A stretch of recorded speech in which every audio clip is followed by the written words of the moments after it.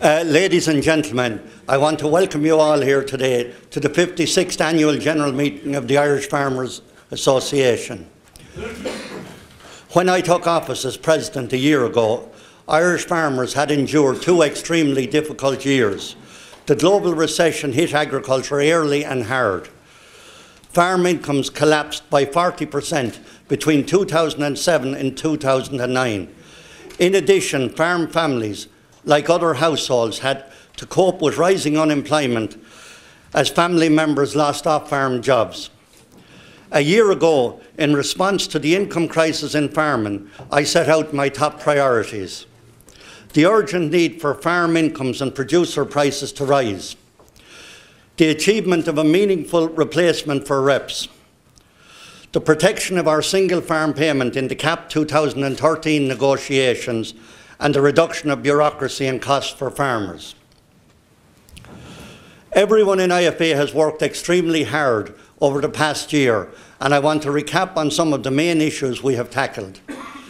In the first place, overall farm product prices increased in 2010 as global markets started to recover.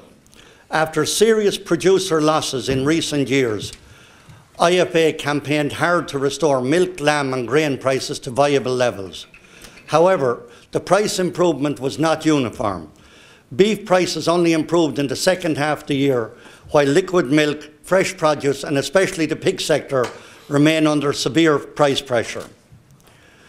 While producer prices are generally moving in the right direction, they still have some way to go, especially with escalating costs to meet farmers' legitimate expectation of securing a viable income from the marketplace. It was a tough battle to secure a worthwhile successor for reps, but we succeeded, and the new AEOS scheme is vitally important to maintaining viability on thousands of low-income farms.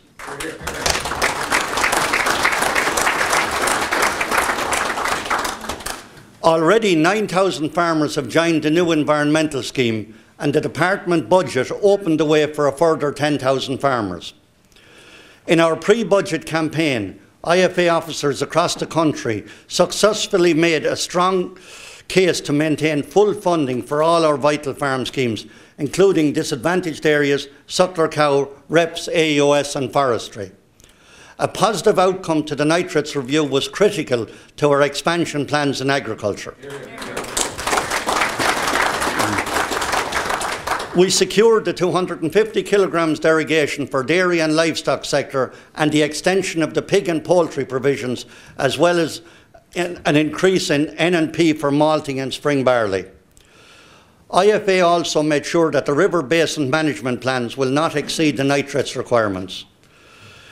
In the livestock sector, once again we actively pursued market access and strongly defended live exports against threatened EU restrictions. Live exports were up 18% to 340,000 head. IFA worked hard to deliver animal health savings worth €22.5 million per year on brucellosis, TB and BSE testing. We headed off unworkable proposals for separate herd numbers. In the sheep sector, IFA finally secured the 18 million annual sheep package, and I am looking to the Minister to pay out the €10 per ewe immediately.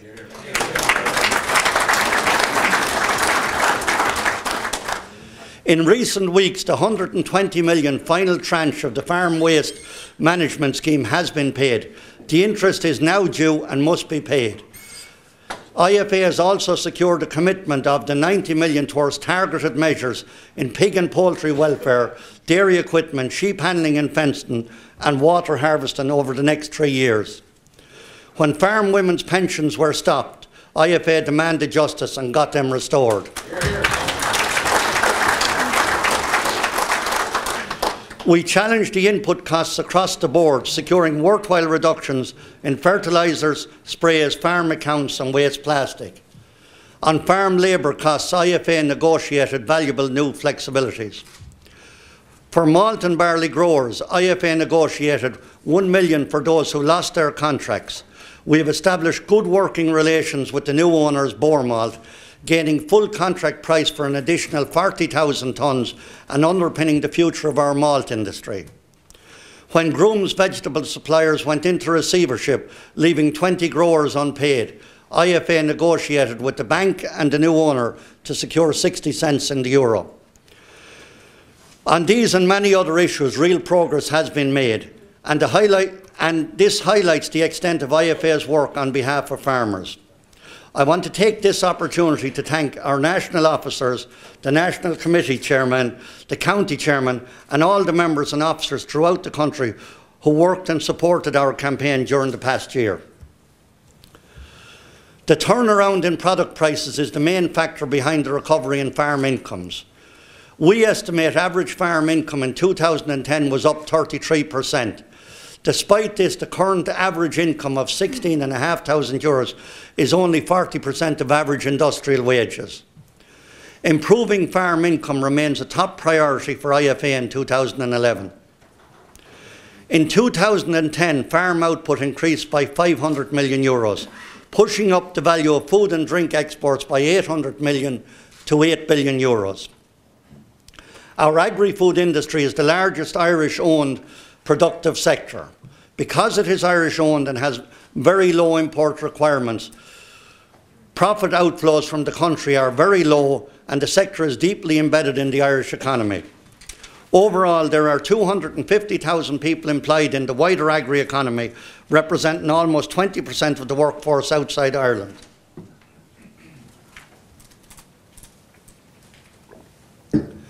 Since taking over as President, I have relentlessly promoted the importance of our sector to this economy.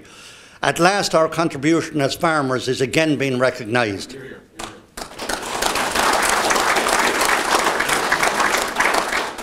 In the four-year plan and in last month's budget, the Government specifically acknowledged the contribution of farming and the food sector to our export-led recovery. The Government's commitment to farm schemes, and in particular the reopening of the AOS scheme in 2011, is vitally important. Today I am calling on Minister Smith to reopen the AOS scheme immediately.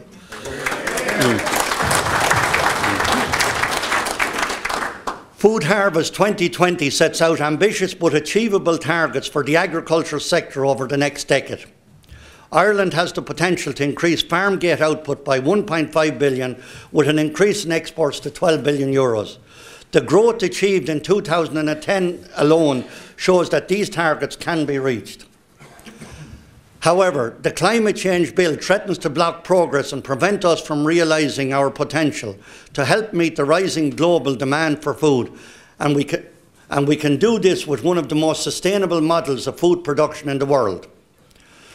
I want to make it absolutely clear that the future of 128,000 farm families and the future of our economy cannot be jeopardised by the irrational ideology of the Greens in the dying days of this government.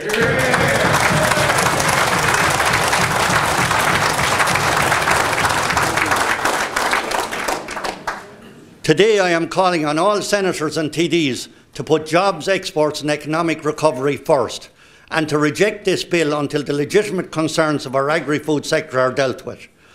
We all know there will be continuing pressure on public finances over the next 4 to 5 years, but achieving growth must remain at the centre of public policy.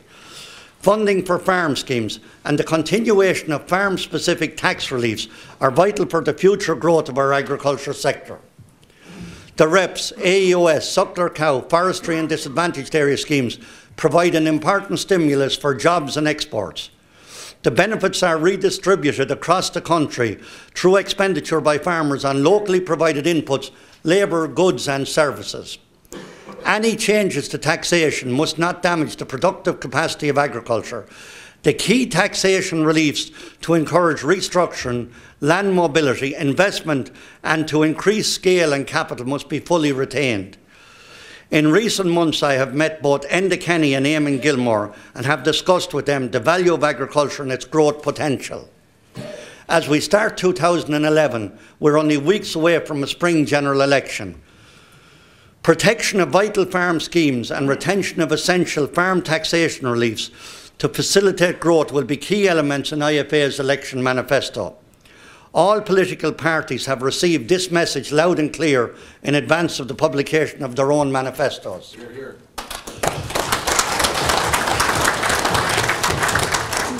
2011 will be another critical year for negotiations on the EU and CAP budgets, and I have made this a top priority for IFA's agenda. Not only does the CAP support our family farm structure, it also provides a secure supply of high-quality food to European consumers, with guarantees on traceability and the highest environmental standards. The CAP has delivered reasonable prices to EU consumers, who now spend less than 13% of their household budgets on food, compared with 30% in the early 1980s. The disadvantaged areas is a key support to farmers. This scheme must be retained as part of the Rural Development Programme, and in the areas currently included must be protected in ongoing EU review. Looking forward, the CAP is more important than ever, as the rapid rise in global population creates increased demand for sustainable food production, with growing pressure on land and water resources. However, there are real threats to the Irish agriculture in the ongoing CAP negotiations. There are strong demands for the redistribution of funds to Eastern Europe and for the greening of CAP, whereby resources would be redirected from food production towards environmental measures. IFA is actively building alliances with like-minded farm organisations and policymakers in Europe to safeguard our interest in these negotiations. This time last year, I stated my absolute determination to defend our single farm payment. Today I am saying again to this government, to any new government and to our MEPs, you must hold the line and retain the existing payment model and 100% of the single farm payment for our active farmers. Hear, hear, hear.